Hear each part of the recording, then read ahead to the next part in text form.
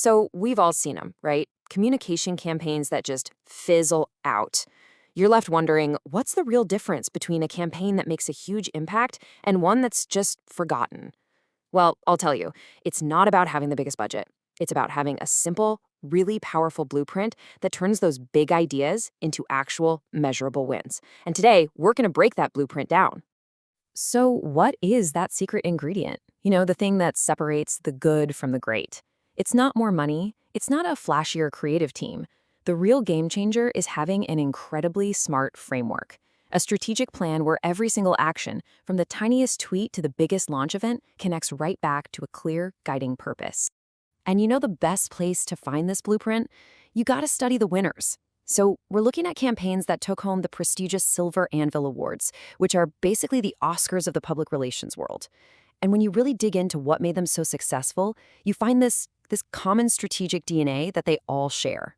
Okay, let's get into the core idea here. It's called the strategic planning ladder. And honestly, it's a brilliant way to picture your whole campaign. Think about it. At the very top, you've got your huge abstract ideas. But as you step down each rung of the ladder, things get more and more concrete, all the way down to your daily to-do list.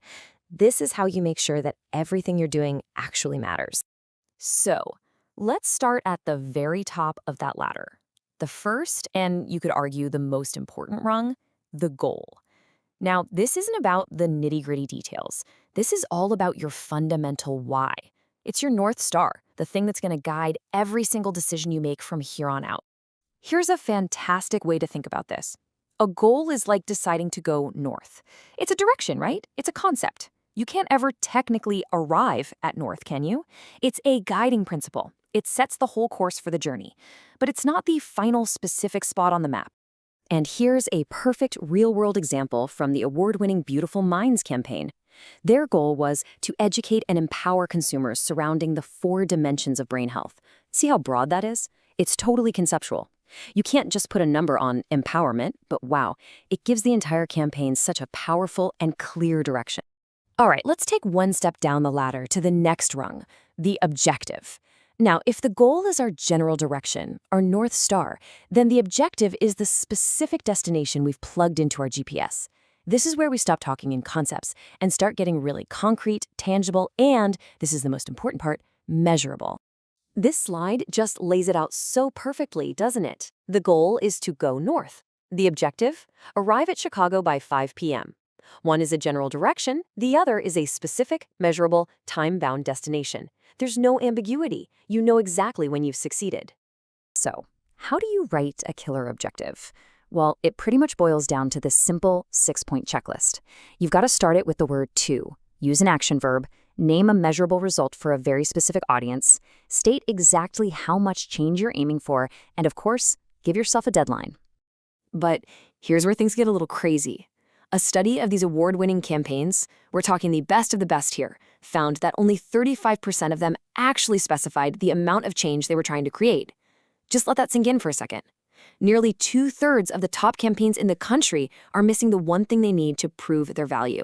And that brings us to this absolutely critical point from Catherine Pacheco, who's been a Silver Anvil judge for a long time. She asks, how can you possibly measure the success if you do not clearly specify what you are out to achieve? I mean, that's the whole ballgame, isn't it? Without a measurable objective, you're not really running a strategy. You're just kind of hoping for the best. And believe it or not, the data gets even more startling. That same study found that of all the campaigns trying to increase awareness, a full 34% of them never even bothered to establish a baseline. They never measured where they were starting from, which means they had absolutely no way to prove they actually increased anything at all. It's like trying to prove you lost weight without ever stepping on the scale in the first place. Okay, so let's look at how it's done right. For Chase Sapphire, the goal was pretty broad, build awareness. But look at that objective. It's razor sharp. Increase awareness to 60% within 6 months. Boom. Same thing with the thyroid disease campaign. A huge goal like increase awareness gets laser focused into a concrete objective. Increase the number of women tested by at least 10%. Now that is how you prove success. Okay, so we have our why, that's the goal. We have our what, that's the objective. Now we get to climb down to the final rungs of our ladder, strategy and tactics. This is the how. This is your actual plan of attack for making that objective a reality. Let's go back to that thyroid campaign, because it makes the distinction crystal clear. The strategy, the big picture approach, was to humanize the disease. Great idea, but how do you do that? Well, that's where tactics come in. These are the specific things on your to-do list, like hiring an Olympic medalist as a spokesperson or holding a testing event. See, the tactic always serves the strategy. And this all brings us to the final piece of the puzzle. What is this secret X factor that the judges are always talking about? You know, the one thing that separates a good campaign from a truly great, unforgettable one. Is it just some stroke of creative genius? So what is it? Well, according to Judge Christopher Veranda, the X factor isn't magic at all. It's proof. It's the ability to stand up and show with cold, hard data that you moved the needle, that your campaign generated real, tangible results, and that it was your work specifically that did all the heavy lifting. So here's the bottom line, the most important takeaway.